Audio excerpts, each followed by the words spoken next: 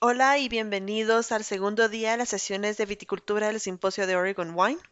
Hoy el doctor Marcus Keller nos va a hablar sobre el crecimiento general y la función de las vides durante los meses de invierno. Esta es una gran introducción o algo para refrescar el crecimiento básico de la fisiología de la vid. Esta sesión sentará las bases para nuestra segunda charla sobre la poda de flujo de savia y las enfermedades del tronco. El doctor Marcus Keller es el profesor distinguido de viticultura del Château Saint-Michel en el Centro de Investigación y Extensión de Agricultura y Regadío de la Universidad Estatal de Washington. Se licenció en Ciencias y Ciencias Vegetales y se doctoró en Ciencias Naturales en el Instituto Federal Suizo de Tecnología de Zúrich y ha realizado investigaciones sobre viticultura y ha impartido clases en el norte y sur de América, Europa y Australia. Su investigación se centra en los factores ambientales y en las prácticas de gestión que influyen en la fisiología del cultivo de la uva, del vino y de zumo. Es el autor del libro de texto La ciencia de las vides, uno de mis libros favoritos sobre la vid. De hecho, aquí está repleto de información importante sobre el crecimiento y la fisiología de la vid. Actualmente es el editor científico de las dos revistas de la Sociedad Americana, Fenología y Viticultura. Mientras el doctor Keller habla hoy, por favor, utilicen el botón de preguntas y respuestas en la parte inferior de la pantalla para hacerle cualquier pregunta que pueda surgir. Disfruten la charla. Hola a todos desde el Nevado, Washington. En realidad no es un día de tanta nieve como parece, pero no está como está así detrás de mí. Esto es de hace un par de años, pero me pidieron que les hable un poco sobre la biología básica de la vid durante el invierno. Así que vamos a ir directamente a eso. Cuando observamos los ciclos de crecimiento de las vides, siempre ayuda a recordar que cuando estamos en los trópicos, cuando cultivan uvas en los trópicos, estas se comportan como árboles de hoja perenne. Simplemente siguen creciendo, produciendo continuamente fruta. Pero cuando se cultivan uvas en climas templados como Oregon, Washington, los Estados Unidos en general, se comportan como plantas que alternan su ciclo de crecimiento, dejan el ciclo de dormancia y crecen durante la temporada de crecimiento y luego pasan a la inactividad durante el invierno. Y esto es principalmente porque las partes verdes de la planta, las hojas, las flores y demás generalmente mueren a unos 25 a 27 grados Fahrenheit. En otras palabras, la dormancia simplemente ayuda a asegurar la supervivencia durante el invierno.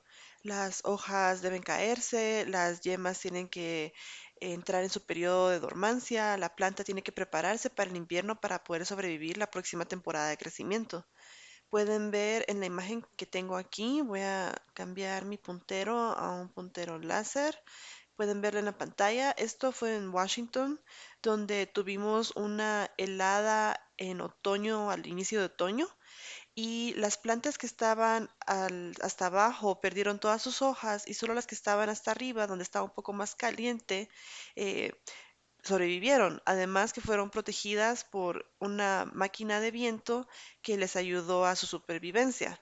Así que esta es la razón de que las uvas entren en dormancia, tienen que sobrevivir el invierno.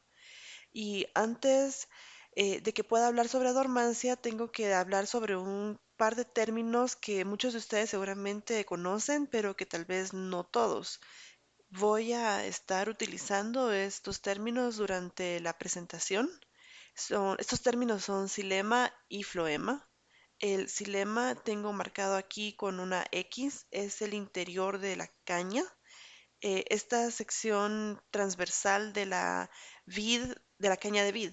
El xilema es esencialmente la raíz de la caña o el brote o el tronco o las raíces. El xilema está compuesto por células muertas. Estas células huecas que ven aquí parecen como un filtro.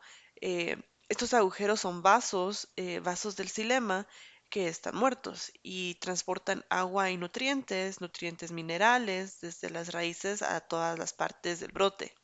Así que este es el interior. El exterior del brote o la caña es el floema, la corteza. El floema siempre está en la corteza.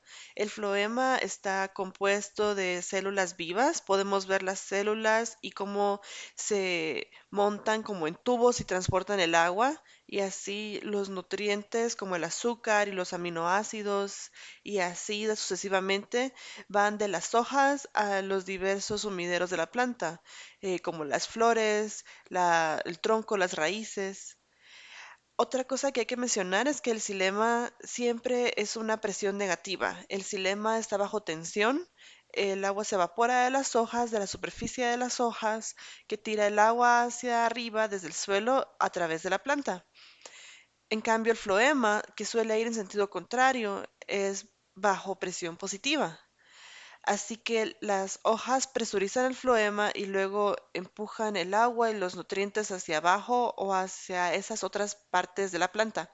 Así que el xilema y el floema son términos que voy a estar mencionando a lo largo de la presentación. Esta es el mismo corte transversal de la caña. Cuando hablo de dormancia, tengo que empezar con una idea errónea o más bien de tener una idea errónea que a menudo incluso yo solía enseñar a mis estudiantes. Y según esto es que las cañas marrones están lignificadas y las verdes no. Eso en teoría, hasta donde sabemos, no ocurre así. La lignificación en realidad comienza muy temprano durante el día y ocurre continuamente, asegurada incluso cuando empieza a crecer justo después de la brotación. Produce el xilema, el cambium vascular, este manguito de células de tallo justo aquí entre el xilema y el floema alrededor del brote. También se produce en las hojas y en las raíces. Así que este cambium vascular produce las células del xilema hacia el interior y las del floema hacia el exterior para que el brote crezca, se vuelva más grande en diámetro, más grueso, y a medida que el brote crece durante toda la temporada de crecimiento, ese cambio produce células de xilema y esas células tienen que ser lignificadas. La celulosa tiene que ser lignificada, reforzada como un hormigón armado para que esas células puedan soportar la presión negativa que ocurre con el xilema, para que esas células puedan transportar agua después de morir. Así que, por lo tanto, las células del xilema lignificadas o las células muertas transportan el agua. Eso significa que el proceso de lignificación comienza muy pronto, justo después de la brotación, y continuamente produce, eh, a medida que el brote produce más células de xilema, no tiene nada que ver con el pardeamiento del brote. Y cuando miramos este pardeamiento, lo que pueden ver aquí a la derecha, el brote se vuelve marrón a mitad de temporada o alrededor del embero, se vuelve marrón desde la base hacia arriba. Eso es en realidad células muertas lo que estamos viendo y sucede porque dentro del floema y en el exterior del floema tenemos un segundo cambio en que se forma. Este se llama felógeno. Y ese felógeno forma células de corcho hacia el exterior y esas células de corcho, junto con el cambium y otras células que se producen, es lo que llamamos peridermis o la corteza exterior. De modo que ahora podemos distinguir entre el floema y la corteza interior. Pueden ver todos estos tejidos verdes, verde oscuro, aquí en el exterior del xilema. Y esto es el floema. Y luego tenemos esta brecha donde tenemos la corteza exterior formándose y a medida de que esa corteza se forma, se separa desde el interior del brote. Estas células suberosas o de corcho se caen y mueren, y cuando la célula muere, suelta fenólicos. Los fenólicos se oxidan y todos los compuestos se pueden oxidar como lo que sucede en las vides o en los zumos. Los fenólicos también lo hacen. Así que cuando vean el color marrón de una planta, eso suele indicar células muertas. Así que el pardeamiento que vemos en los brotes no tiene nada que ver con la lignificación. La lignificación sucede en el interior del brote, formando columnas como las que se pueden ver aquí. Pero cuando se forma el felógeno, estas células marrones, estas células de corcho en el exterior, aproximadamente desde la mitad de la temporada en adelante, esas células mueren o se caen del interior del brote, se oxidaron y luego se volvieron marrones. Así que es la distinción entre el cambio marrón y el xilema lignificado del interior. Así que ahora el brote ha formado la peridermis y esto es mucho antes del invierno. Esto sucede a mediados del verano hasta finales del verano, cuando se forma la peridermis. El brote se convierte en una caña y ese corcho que el peridermis produce sirve para aislar el brote. Obviamente, algunos de ustedes han oído hablar de los alcornoques. Utilizamos el corcho para sus botellas de vino a partir del corcho, del peridermis del alcornoque. Lo mismo que se utiliza para el aislamiento, también se utiliza para la protección contra el moho, contra la pérdida de agua, contra cualquier patógeno. Así que es una superficie exterior muy sólida, la del brote, el tronco y las raíces. Ahora, eventualmente, no sabemos exactamente cuándo sucede, pero gradualmente, conforme se ha formado el peridermis, el cambium vascular que entra entre el xilema y el floema, ese cambium entra en dormancia, lo que significa que solo detiene la división celular. No hay nuevo crecimiento, no hay un nuevo xilema, no hay una nueva producción del floema durante el invierno. Así que el crecimiento se detiene. Y entonces, seguramente un poco más tarde, las hojas comenzarán a caerse, pero antes de que lo hagan, reciclarán sus nutrientes. Las vides, como todas las plantas, son plantas muy económicas, no desperdician los compuestos que han producido previamente, así que reciclarán sus nutrientes de vuelta a las cañas, al tronco y a las raíces. He probado esto. Observo algunas hojas en el exterior del dosel y las hojas que se están cayendo del interior del dosel. La diferencia es que acerca del 75% del carbono hasta el 90% del nitrógeno y cerca del 85% del fósforo son reciclados fuera de esas hojas y de vuelta a la planta durante todo el invierno. Esta es una de las razones por las que cuando se produce una helada temprana, a veces se pueden producir problemas de deficiencia de nutrientes en la siguiente temporada de crecimiento, porque la planta no tiene tiempo de reservar o reciclar esos nutrientes por medio de las raíces a la parte de la peridermis para la siguiente temporada de crecimiento. Y dentro de pocos días se crea un ácido específico producido por la planta ABA, la hormona de la dormancia. Y el ABA desencadena el sellado del floema y desencadena la producción del compuesto de carbohidratos llamado calosa. Y esa calosa sella el floema de modo que el flujo del floema se detiene en la caña y el tronco. Extrañamente, esto no parece ocurrir en las raíces, solo en las cañas, solo en las partes que están por encima del suelo, que se puede realmente ver el floema antes del invierno. Y esto solo sucede unos días después de la caída de las hojas. En primavera, alrededor del momento de la brotación, esa calosa se elimina el floema, esa calosa se elimina ahora muy rápidamente en pocos días y el floema reanuda su funcionalidad para apoyar el nuevo crecimiento en la primavera. Esta reanudación de la función del floema ocurre muy rápidamente en toda la planta, casi simultáneamente en las cañas y en el tronco. Al mismo tiempo, durante la brotación, en la primavera, la auxina, la hormona del crecimiento auxina, es producida por las ramas cortas que están contenidas en esos pequeños brotes y están empezando a crecer y dividirse. Esa auxina fluye hacia abajo, lejos de las yemas de la caña, hacia abajo, a través de la planta, por todo el camino de las raíces. A medida que la auxina fluye hacia abajo, reactiva el cambium reanuda el crecimiento, reasume la división celular, comienza a producir un nuevo floema hacia el exterior y xilema hacia el interior. Este proceso es diferente a la eliminación de la calosa que hemos visto. La eliminación de la calosa, la restauración de la función del floema ocurre muy rápido a lo largo de toda la planta en pocos días. Esto puede ser una reactivación. El nuevo ciclo de división celular no comienza hasta más tarde y el proceso es mucho más lento. Comienza primero justo debajo de la yema y libera auxina y luego eventualmente en el tronco y semanas después solo en las raíces. Así que las raíces no empiezan a crecer hasta muchas semanas después de que las yemas empiezan a salir. Así que he hablado un poco sobre las cañas y los troncos, pero realmente cuando pensamos en la dormancia pensamos sobre todo en las yemas. Así que tengo que contarles un poco sobre qué son las yemas. La mayoría de ustedes probablemente lo saben, pero hay una terminología que es importante. Recuerden que una yema contiene una yema comprimida. Como pueden ver aquí en la imagen, en la parte superior derecha hay un típico un brote comprimido, completamente formado y libre, con 8 a 12 hojas. Pueden ver las hojas, el primordio de la hoja que sobresale aquí, los órganos planos que podemos ver,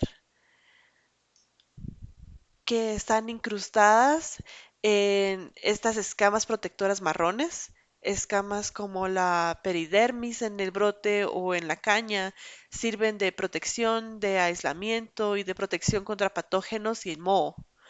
Las yemas de las vides son bastante resistentes a daños físicos, a los daños, eh, a diferencia que sufren otras plantas. Esta es una de las razones por las que el granizo no daña la cosecha del año siguiente tanto como en otras especies de plantas. Así que tenemos estos brotes comprimidos completamente formados, con hojas y primordios de racimos también. Pueden ver un primordio aquí que está saliendo del lado derecho y podría haber otro aquí, pero eso también podría ser una maraña que está bastante formada. Esto no está completamente claro. Así que estas manchas en el brote de la hoja, las cicatrices de la hoja están en dormancia aquí abajo y las hojas crecen hacia el lado, creo, desde el año pasado. Esto aquí a la derecha, este a la izquierda de la yema. Y este es un antiguo brote lateral del año pasado y luego la yema compuesta está aquí arriba. Distinguimos, como acabo de mencionar, la yema compuesta, pero también tenemos que distinguir entre la yema axiliar y la yema inactiva. La yema axiliar está en el eje de la hoja del brote, normalmente no se eleva a los laterales durante la temporada de crecimiento. La yema inactiva se encuentra en las axilas de la yema axiliar. Así pues, en la primera axila de la hoja hay una yema. Esta yema inactiva se forma en la axila de la yema axiliar y funciona como reserva para el próximo año. Las yemas compuestas son las que dan lugar a los brotes y cosechas del año siguiente. Estas yemas inactivas son compuestas, como ya dije, porque están formadas por tres yemas. La principal es la que está en el centro. Luego tenemos la secundaria y la terciaria. Estas crecen a los lados de la primaria. El brote primario tiende a ser el más fructífero, el secundario lo es menos y el terciario normalmente no es tan fructífero, con algunas excepciones. Y así tenemos este sistema de uno, 2, 3 que esencialmente sirve como una especie de respaldo. Pueden ver aquí en la izquierda abajo tenemos este típico brote compuesto, la estructura de tres grandes, el primario en el centro, los brotes secundarios y terciarios a los costados. El brote primario es el que por lo general puede crecer en la próxima temporada de crecimiento. Estas yemas secundarias y terciarias normalmente no salen, a menos como en este caso, en el que la yema ha sido dañada, la primaria. Así que tenemos un caso de daño invernal que lleva a la salida de esas yemas secundarias y terciarias. Luego tenemos otro tipo de yemas que llamamos las inactivas. Las yemas inactivas son las que están formadas por yemas latentes porque permanecen dormidas, no crecen hasta la siguiente temporada de crecimiento, pero típicamente pueden crecer incluso hasta 30 o más años después. Aquí hay un ejemplo, tomé esta foto en Australia, en una viña que tenía unos 40 años de edad o más, y esta es una yema inactiva latente, pero que finalmente creció después de que le cortaron el tronco. Así que pueden usar esto como ejemplo, pueden cortar todas las yemas compuestas que se han quedado descubiertas y a menudo encontrarán una de estas yemas inactivas o en dormancia. Varias de estas yemas en dormancia van a crecer y podrán restablecer sus posiciones. Ahora finalmente vamos a estar entrando a esta dormancia, a la terminología de la dormancia. Se supone que al hablar de la dormancia, después de todo, ya estamos hablando del invierno, los fundamentos del invierno.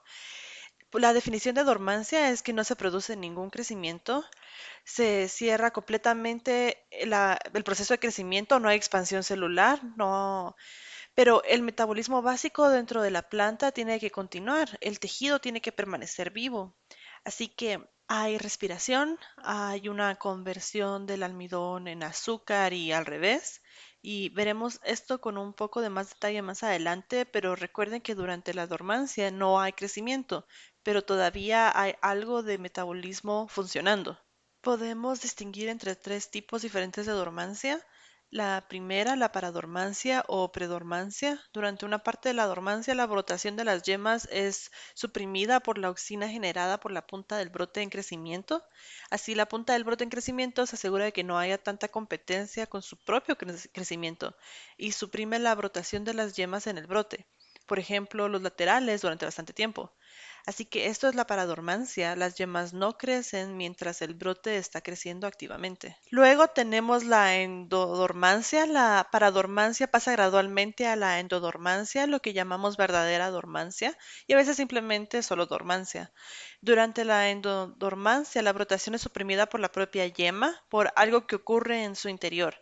No sabemos exactamente qué es lo que causa la endodormancia, pero sabemos que en muchos casos la ABA, de nuevo, es la parte de la hormona de dormancia que produce la propia yema y evita que ésta crezca.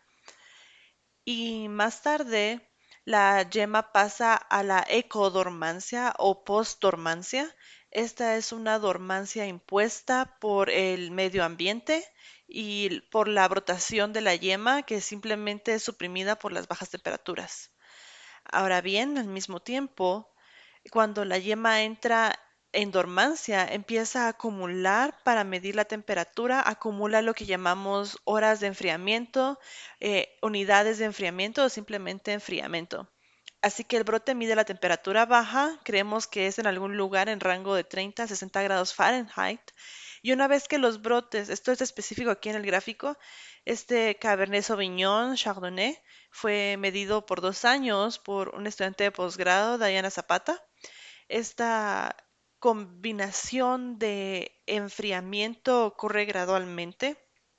El brote mide la temperatura a medida que se expone a temperatura más fría y esa temperatura eventualmente levantará o liberará la endodormancia y entonces los brotes pasan de dormancia a la ecodormancia. Y una vez que el brote está en endodormancia, perdón, una vez que el brote está en ecodormancia, la brotación es simplemente suprimida por las bajas temperaturas. Así que primero el cuerpo utiliza las bajas temperaturas para acumular frío durante la endodormancia. Esa baja temperatura entonces levantará la dormancia, permitirá que la yema brote, pero al mismo tiempo, esa baja temperatura impide que el brote salga, así que se convierte en ecodormancia y solo en temperaturas muy cálidas de alrededor de 50 grados Fahrenheit o más en primavera es cuando hay brotación. O eso creemos. Justo antes de la Navidad del año pasado, en el 2020, recibí un correo electrónico de Napa, California, con algunas fotos realmente extrañas. Aquí tenemos la brotación del 21 de diciembre del 2020. Resulta que la brotación se produjo en vides que habían estado muy cerca de los incendios forestales a finales de septiembre, durante la temporada de incendios forestales en California. Sabemos por investigaciones de amigos muy antiguos que el calor también puede levantar la dormancia. Así que si vamos a los dos extremos de la temperatura, la de la temperatura muy fría que va a llevar a la dormancia, pero las del otro extremo que son muy altas, creemos entre 105 a 120 grados Fahrenheit, también provoca la dormancia. Eso es un gran choque de calor que la planta sufre debido al calor excesivo y luego se activa la brotación, así que la dormancia se levanta. Así que cuando se juega con fuego, con incendios forestales, esto puede ser un regalo de Navidad no deseado que se puede ver, especialmente durante el invierno suave. Los brotes que han sido expuestos a estas altas temperaturas cerca de los incendios terminaron por brotar. Y por supuesto se pierde la cosecha si vuelve a hacer frío. Así que tantas temperaturas bajas como las de muy altas levantarán la dormancia y harán que la yema pase de endodormancia a ecodormancia. Entonces, ¿cuándo es que todo esto ocurre? Normalmente pensamos que el final de la endodormancia en nuestro clima, el clima del noroeste del Pacífico, comienza alrededor de principios de septiembre y dura aproximadamente a finales de octubre, principios de noviembre. Solo un par de comparaciones. Sabemos que la endodormancia comienza aproximadamente al mismo tiempo que las uvas durante el embero, pero eso puede ser de 4 a 8 semanas después del pardeamiento del brote, después del pardeamiento del brote que les había hablado anteriormente. Así que antes solía pensar que el brote marrón es un brote en dormancia, pero un brote verde es para dormante o que puede salir en cualquier momento. Y el marrón es un endodormante o ecodormante que no puede salir hasta que no alcance la temperatura fría adecuada. Y resulta en uno de los estudios realizados por Héctor Camargo, quien era un estudiante graduado del programa hace unos años, resulta que no es en realidad el caso. Uno puede tener brotes marrones que todavía no están en endodormancia. Este brote marrón y el embero no tienen que ver realmente con el tiempo en el que se entra en la endodormancia. Sabemos que el embero es más que nada generado por la temperatura. Este es uno de los problemas más grandes del cambio climático actual, ya que mientras hay más calor, que empieza más y más temprano, la maduración se produce a temperaturas más altas y no es lo que deseamos, pero también significa que hay el momento de envero que puede ser variable y que depende de la temperatura. El momento de la dormancia, por otra parte, es impulsado por la luz del día en nuestro clima. Esto es alrededor de 13 horas de ahorro, por lo que a principios de septiembre, a finales de agosto, septiembre, es cuando nuestros brotes suelen ir a dormancia. Eso, por supuesto, es una señal estable. Así que no importa que le haga con las vides donde se cosechen, la cosecha puede ser pesada o se arrancan la cosecha muy temprano o lo que hagan, la vid es capaz de percibir la duración del día y decir qué partes van a ir a dormir al mismo tiempo del año todos los años. Tenemos el Chardonnay y Cabernet Sauvignon de 4 años y pueden ver que siempre hay envero variable de un mes o más de un año a otro. Pero el inicio de la dormancia allí es solo unos pocos días, así que probablemente también hay un efecto menor de la temperatura, pero el factor principal es la luz del día. Eso significa que ni el envero ni el enrutamiento de los brotes está realmente relacionado a la dormancia. La dormancia se produce en una luz diurna específica. Entonces después tiene el enfriamiento. La acomodación del frío es por supuesto un efecto puro de la temperatura, lo que significa que el tiempo en el que la endodormancia se levanta o la dormancia se libera, como lo llamamos, también es variable porque el enfriamiento depende de la historia de la temperatura después del inicio de la dormancia. Así que puede ser un año cálido, el enfriamiento tarda más tiempo en producirse, o podemos tener un otoño temprano muy frío y el enfriamiento se produce rápidamente. Así que la liberación de la dormancia varía en términos de tiempo también. Y entonces el brote puede romperse, pero no romperá hasta que sea lo suficientemente caliente. Y esto significa que el momento de la brotación también puede ser muy variable. Podemos tener una primavera temprana o tardía, variaciones de hasta un mes, como pueden ver aquí. Eso no es inusual. Así que podemos tener un año de brotación en abril, otro que ocurre un mes más tarde, en mayo, solo dependiendo de la temperatura. Así que el momento de la endodormancia, el inicio de la endodormancia es estable, impulsado por la luz del día. El envero es muy variable, no sabemos mucho sobre el pardeamiento de los brotes, creemos que también es variable, pero sí sabemos que el final de la dormancia y el momento de la brotación también son variables y son impulsados por la temperatura.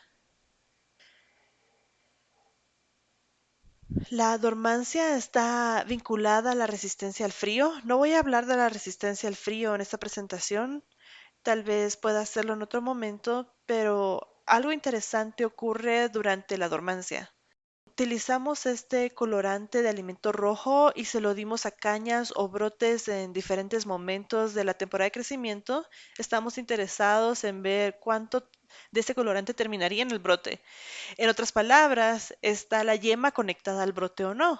Y resulta que en un brote verde, en un brote para dormante, el colorante se movía a la yema. Esto no es un brote para dormante, aquí tenemos la misma imagen. Ese tinte que se movía hacia la yema, pueden verlo, permanece en las hojas, incluso dentro del brote hasta la punta de este. Y tan pronto como la yema esté inactiva, se desconecta del brote para protegerse del flujo de agua durante el invierno, para que no se congele cuando el agua se congele dentro de la planta. Aquí pueden ver que un brote inactivo, el brote es completamente verde, no hay ningún tinte rojo en las yemas. Las yemas están completamente desconectadas del brote y eso permite que la yema se deshidrate. Durante la dormancia se puede ver el periodo de dormancia aquí con esta barra gris. El contenido del agua de la yema cae durante la dormancia alrededor del 80% y alcanza hasta el 45%. Así que del 80% al 45% de agua contenida durante la dormancia explica por qué la yema se deshidrata. Ese contenido de agua se mantiene más o menos constante alrededor de 40 a 45 durante todo el invierno. Dura- has- Durante todo el invierno hasta el brote. Y hablaré un poco más adelante de cómo ocurre esto, pero durante unos pocos días durante la brotación, cuando el brote se prepara para salir y luego de nuevo el contenido del agua aumenta del 45 al 80% en un periodo muy corto. Así que la deshidratación durante el otoño, durante la dormancia, no hay contenido de agua durante el invierno, la rehidratación rápida, el contenido de agua sube a medida que el brote sale y se reconecta con el brote.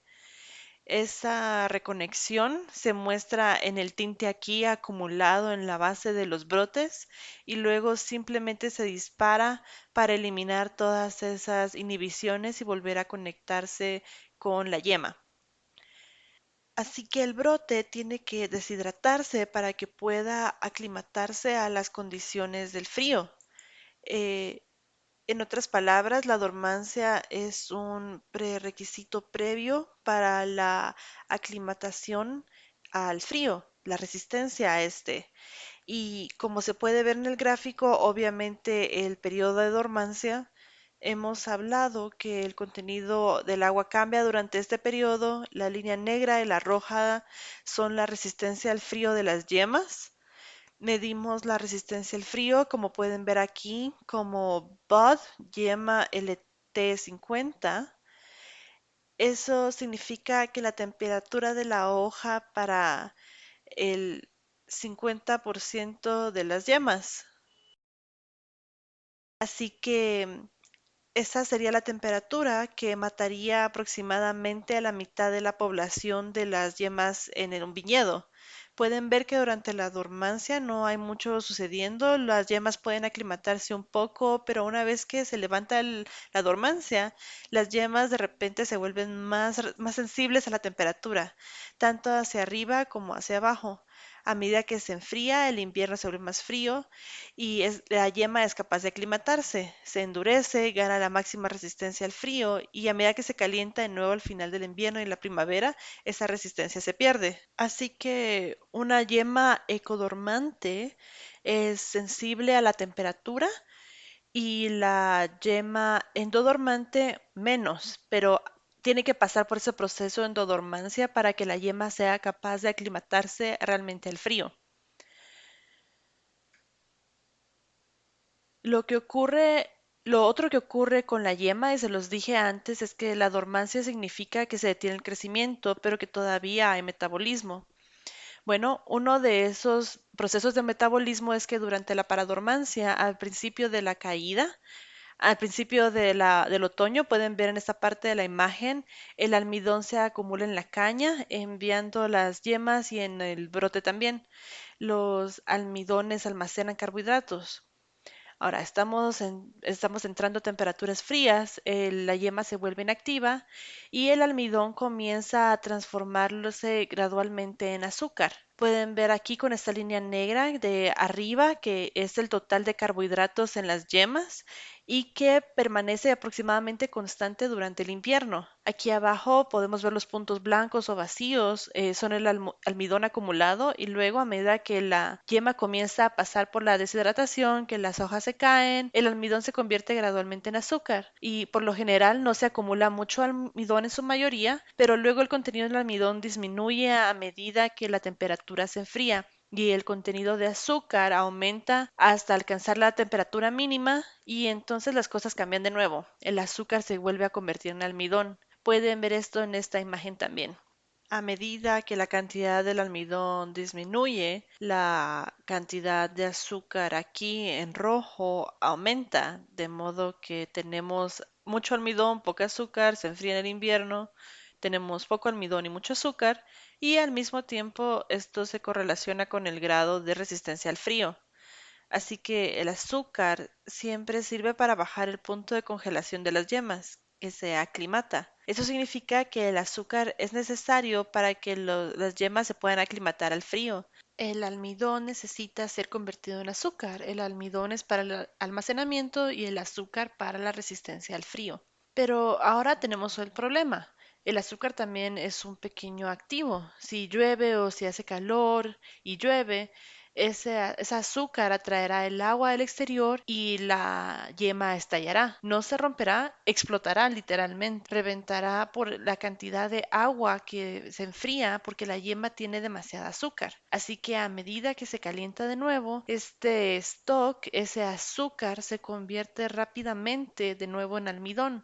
Y ese metabolismo continuo durante el invierno, esa conversión constante de azúcar en almidón y de almidón en azúcar, dependiendo de la temperatura, cuanto más baja es la temperatura, más azúcar se acumula, cuanto más caliente se pone el invierno, más del azúcar se convierte de nuevo en almidón para evitar que la yema se inunde y estalle. Esta es una de las razones principales. Esto es lo último que diré sobre la resistencia al frío. Este gráfico, ven la línea negra que aumenta el LT50 de nuevo, el 50% de la población de las yemas morirá, pero se aclimatarán al nivel máximo de resistencia al frío.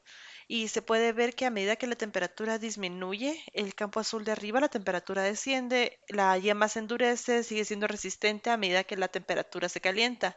Incluso a principios de enero, las yemas pierden esa resistencia, no pueden aferrarse a ese azúcar bajo ese punto de congelación. Tienen que volver a convertirlo en almidón. Así que tenemos un constante va y viene en la proporción. Como se puede ver aquí, el nivel de resistencia al frío de las yemas, así como de la corteza, del floema y el xilema. Pero se puede ver que el floema es mucho menos sensible a la temperatura, también es menos resistente que las yemas y el xilema es generalmente la parte más dura de la planta, pero no responde a las operaciones particulares debido al azúcar del almidón en la conversión. Esto sucede a lo largo del invierno y ocurre al azar si baja el punto de congelación, pero también atrae el agua hacia la yema, por lo que a medida que se calienta la humedad, la yema tiene que volver a convertir el azúcar en almidón y lo hace a costa de una pérdida de resistencia. Así que la peor combinación posible que se puede tener en el invierno es un largo periodo de calor seguido por una repentina ola de frío cuando se tienen estos flujos de aire del Ártico desde la Antártica, que sucede a veces en nuestro clima, que de repente ocurre en la noche, de la noche a la mañana, cuando se tienen fuertes caídas de temperatura. Así que si después le sigue un periodo cálido y luego se enfría, esto es lo que daña nuestras plantas. Así que suficiente de resistencia al frío, excepto que todavía no hemos hablado de las raíces. Las raíces suelen concentrarse de 2 a 3 pies superiores del suelo, no importa qué tipo de terreno, el aspecto, si las raíces quieren bajar y aprovechar las rocas que hay debajo, la mayoría de las raíces suelen estar entre los 2 y 3 pies superiores al suelo. Una cosa muy extraña que no sabía hasta muy recientemente es que las raíces no entran en dormancia durante el invierno. Tampoco parece que puedan tener esa conversión de almidón en azúcar para aclimatarse al frío. De hecho, en lugares como California, al sur de Estados Unidos, las raíces pueden seguir creciendo durante el invierno utilizando sus reservas de carbono o carbohidratos. Esa es la razón principal por la que Vitis vinifera, las raíces típicas de la uva de vino, se dañan a 21 grados, alrededor de 21 grados Fahrenheit. Eh, los protoinjertos de uva americana, que son fríos, son más resistentes, no mueren hasta alrededor de estar a 14 a 18 grados Fahrenheit. Así que las vides injertadas a menos bajo tierra son realmente más resistentes al frío. Un problema sobre las raíces, y vamos a hablarlo más adelante en la siguiente diapositiva, es que las raíces no pueden generar presión. así que pasan por un crecimiento desigual.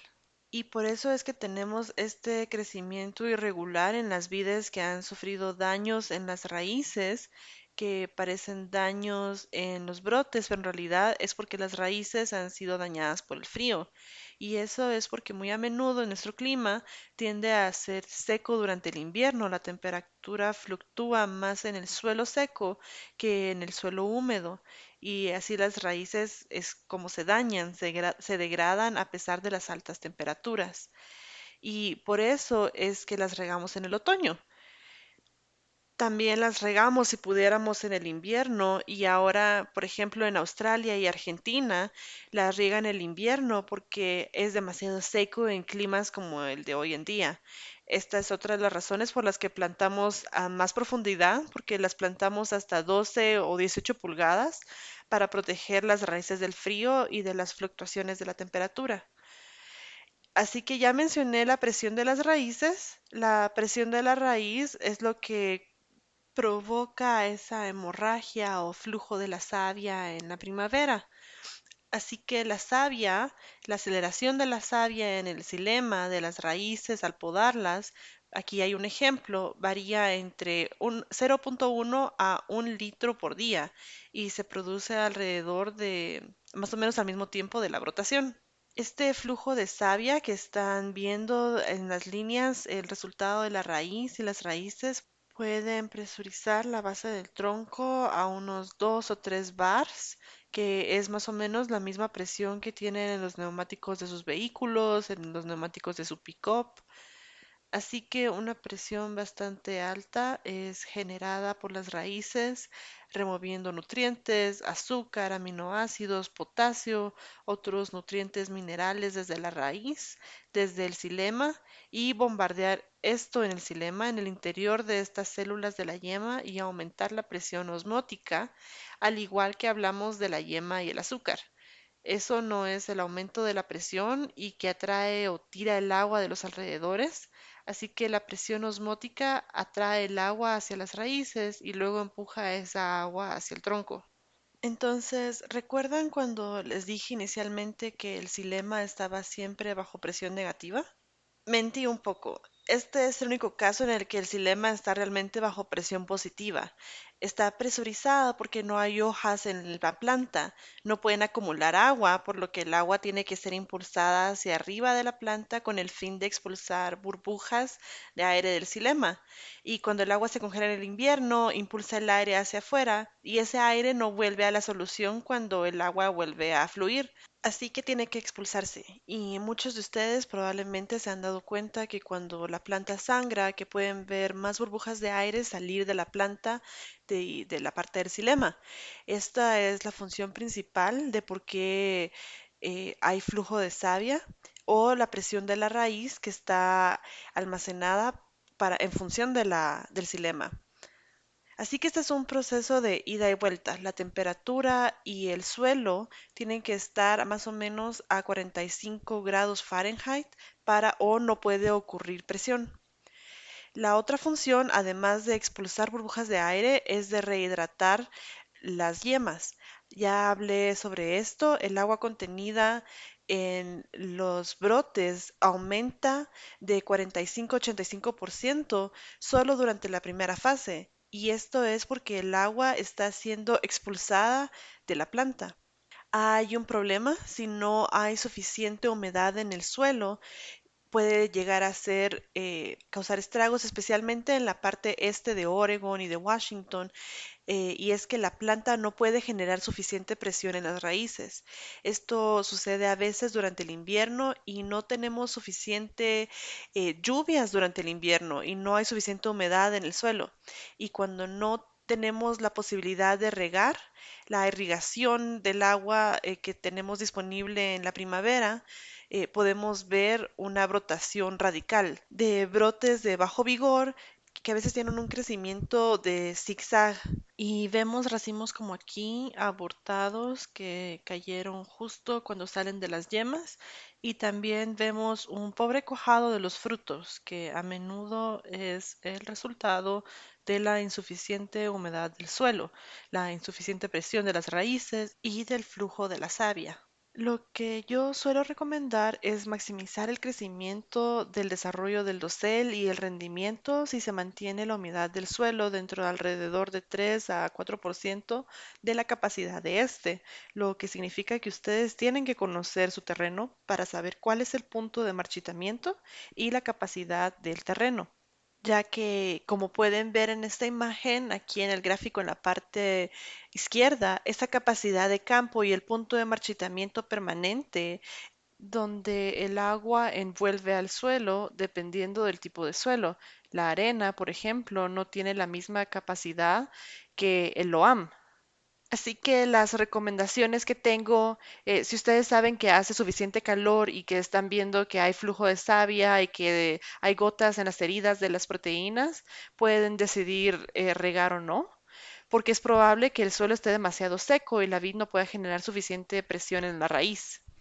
Luego tenemos la brotación. Los brotes no se rompen, las temperaturas aumentan por encima de 6 grados Fahrenheit, lo que llamamos la temperatura base de las uvas. Lo probamos aquí en un experimento con Jody Tarara, que muchos de ustedes conocen en Oregon. eh, Soplamos aire caliente y frío sobre las yemas antes de la brotación y podemos demostrar que si mantenemos la yema aquí por debajo de 50 grados Fahrenheit, esta no se rompe. Si calentamos los brotes, se rompen mucho más rápido, el crecimiento del brote es mucho más rápido y que los brotes y las yemas crecen en respuesta a la temperatura. Esta temperatura base varía. La Vitis belandieri tiene una temperatura de base alta. La Vitis riparia tiene una temperatura de base baja, se rompe muy rápido cuando se calienta. Y la Vitis vinifera está en un punto intermedio. No voy a ver todas las variedades, también varían algo en la temperatura base. El Riesling y el Cabernet Sauvignon tienen una brotación más tardía, por ejemplo, que el Chardonnay. Debido a la temperatura base hay diferentes variedades, pero es aproximadamente de unos 50 grados Fahrenheit. La división celular en la yema comienza alrededor de la brotación y así es como vemos la hinchazón de la yema. La yema se está hinchando porque las células se están dividiendo, están empujando las escamas de las yemas. Y entonces tenemos la auxina, la hormona del crecimiento, que se forma por esas yemas que se hinchan y se rompen, que reactivan al candium y producen un floema y xilema en el tronco, que indican el soporte de la caña para el crecimiento. Al mismo tiempo, esta auxina tiene otra función. En la parte superior izquierda se puede ver un Pinot Noir en el Valle de Willamette en primavera. Mi interpretación de esto es que se trata de una caña podada y esta poda es demasiado larga. Tal vez el espaciado de las vidas es demasiado grande o debería convertirse en una poda de espolones. Pueden ver el desnivel cuando el brote se rompe, cuando hay mucho crecimiento en la punta de la caña y nada en la base. Este es un caso clásico de lo que llamamos inhibición correlativa. La La auxina, que está producida por las yemas hinchadas, viaja por la caña e inhibe la brotación de la base de la caña, pero no es un espolón adyacente. Así que esto es solo un fenómeno de la caña, pero no un fenómeno de la vid. Por eso siempre digo que este es un problema fácil de resolver. Podemos resolverlo fácilmente convirtiendo la poda de la caña en poda de espuelas. También pueden utilizar este problema y retrasar la brotación si están en una situación de heladas de primavera. Las heladas son un problema en su sitio. Entonces pueden utilizar esta inhibición correlativa a su favor para retrasar la brotación. Este es un experimento que se presentó en Nueva Zelanda que ha cambiado los meses de poda para que podamos entenderlos un poco mejor en el hemisferio del norte. Las vides se podaron en enero, febrero, marzo y abril y se puede ver lo que ese efecto ha tenido en el tipo de brotación. Eso significa que podar las espuelas más tarde harán que la brotación ocurra más tarde, ya que mantienen la caña de la vid al punto de la brotación, pero no en la parte inferior de esta, para que cuando regresen después eliminan la inhibición y finalmente las yemas pueden ahora crecer, pueden brotar, pero más tarde, y estas se pueden retrasar 3 semanas aproximadamente gracias a una poda tardía. En práctica, a nuestro clima solemos podar durante invierno hasta unos 5 o 6 brotes y luego podemos eh, regresar a hacerlo lo más cercano a la brotación o después de ella.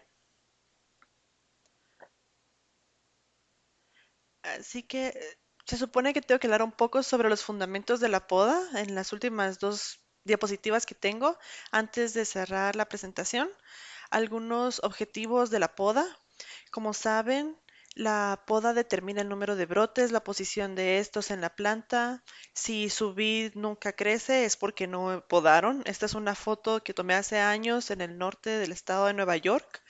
Esta es de una uva blanca, ya ven lo que pasa si no se poda. Esa planta llega a tamaños muy grandes, producen una cantidad enorme de fruta, así que podar también ayuda para controlar el tamaño y forma de la planta. Y por supuesto establece el límite superior de la protección del rendimiento. Se hablará de eso un poco más adelante. Rápidamente, la regla de oro de la poda. Esta es de Rachel Smart. Muchos de ustedes le conocen, consultor originario de Nueva Zelanda, pero que ha viajado a Estados Unidos ampliamente y está en Europa en estos días.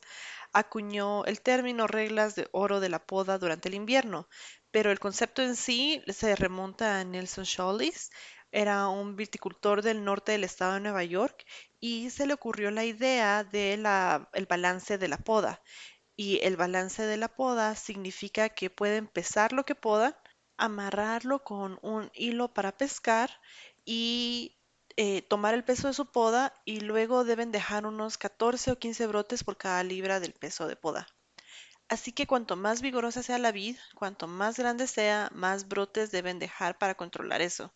También deben dejar suficientes yemas para obtener unos 5 brotes por cada brote del dosel.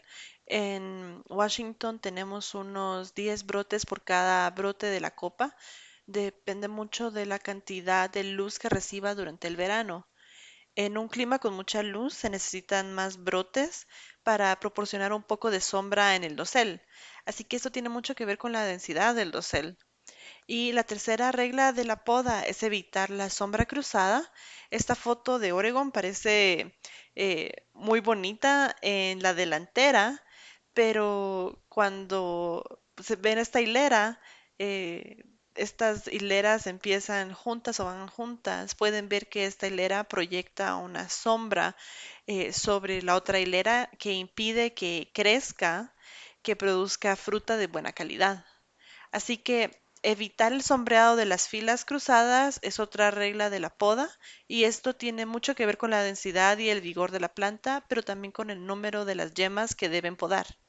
Y luego, por supuesto, deben aplicar estas tres reglas simultáneamente, lo que significa que si deben dejar demasiados brotes, lo más probable es que su cepa sea demasiado vigorosa y pueden quitarle algunos de esos dividiendo el dosel para que sea el doble de curvatura, lo que prefieran para quitarle los brotes más grandes de la planta.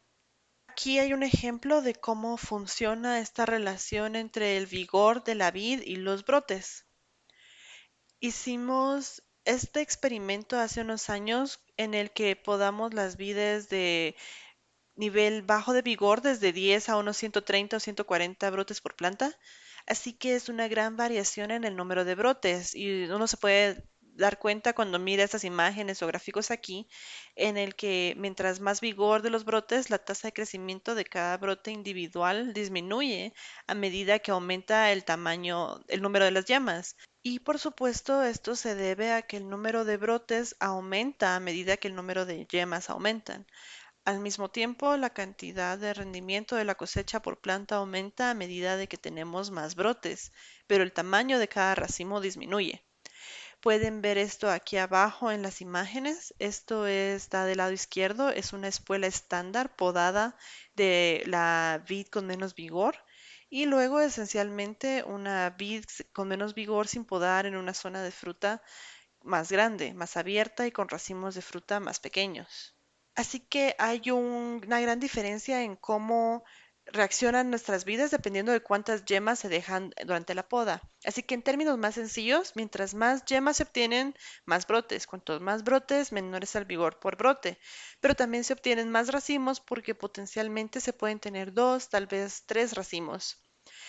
Por lo tanto, cuantos más racimos tengamos, mayor será el rendimiento, pero más racimos y mayor rendimiento también significa que habrá más flores, y más flores suelen significar menos fructificación. La vid se autorregula constantemente y se compensa. Así que al tener más flores tiene un menor cuajado de frutos y como todavía tiene más bayas en la vid, estas bayas individuales tienden a ser más pequeñas. Así que pueden utilizar esa relación entre brotes y yemas para medir un poco el nivel de rendimiento de su planta, pero también el tamaño de sus bayas, sobre el cuajado y la apertura o compactación de sus racimos. Si dejan más cultivo durante la temporada de crecimiento, obtendrán menos compactos en general. Así que esta es una relación clásica del número de los brotes y luego la compensación. Esta es la última diapositiva que tengo para ustedes hoy y esto debería prepararlos para la siguiente presentación de parte de un grupo italiano que va a estar hablando sobre el flujo de la savia y el crecimiento de las raíces y así. Una cosa a tener en cuenta cuando se poda durante el invierno, como cualquier cosa que uno hace para eliminar algo de la planta, eso es una lesión a la planta. Si podan durante la dormancia, la planta se siente herida, tiene una herida, le hicieron un corte aquí y aquí y aquí, un corte con sus herramientas aquí y la planta responde incluso durante la dormancia. El metabolismo, recuerden, sigue durante la dormancia, responde produciendo una goma que segrega, que va al xilema de la caña que han podado. Y esa goma se mezcla con fenólicos, que son antimicrobianos, así que es una protección para esa herida. Esa goma sellará el xilema en el lugar donde de la poda con un grosor de media pulgada. Eso significa que no deben cortar demasiado cerca de los brotes que quieren conservar y ciertamente no demasiado cerca del cordón o tendrán que controlar esta desecación. Esta es una imagen que acabo de recibir hace unas 2 semanas de un grupo italiano de la Universidad de Turín que están utilizando tomografías computarizadas, que es básicamente una imagen a rayos X de las partes de la planta y luego pueden reconstruir estos conos de desecación. Esta es una planta más antigua y todo el material marrón contenido en este cono aparece aquí del lado derecho de su pantalla.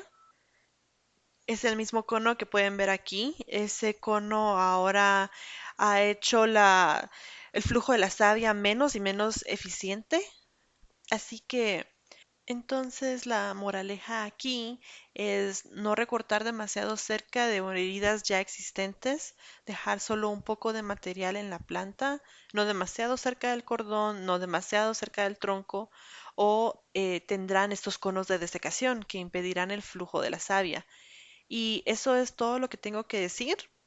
Los próximos oradores les hablarán mucho más sobre el flujo de la savia y sobre procesos de poda después de esta presentación. Muy rápidamente, porque tengo una audiencia cautiva aquí. He estado predicando de mi libro. Mucho de lo que he estado hablando se acaba de publicar en la tercera edición, que se publicó en enero del 2020, hace un año salió la tercera edición, así que pueden leer si quieren aprender más sobre lo que sucede durante la dormancia o sobre el ciclo de crecimiento, pueden leer esta edición o si prefieren la edición en mandarín, también pueden buscarla en mandarín.